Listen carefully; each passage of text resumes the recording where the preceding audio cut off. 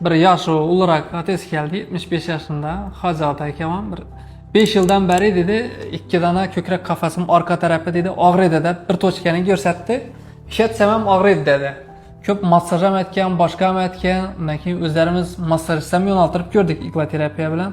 Arkasidan qarasak, xuddi anshara уже go'karib, gematoma paydo bo'lgan. Og'riqni qoldirish uchun ezib turib massaj etaverganlardan yerni. Undan keyin прямой sho'ra ulanadan muskul bor.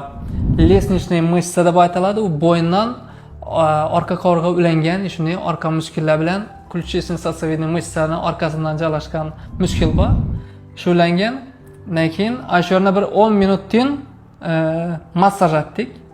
Massaj etgandan keyin ertangisi udivleniya bilan keldi ateş. O'zim hayron. 4-5 yil bo'ldi, lekin u massaj uncha ta'sir etgani yo'q edi.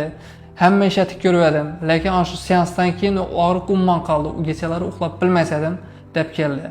U bilan nima deyajakman? Odam anatomiyasi shunday murakkabki, muskullar bir-biri bilan bog'liq. Qaysidadir og'riq boshqa muskullar irradiatsiya beradi. Shularni topib bilsa, yaxshi effekt beradi deyajakman.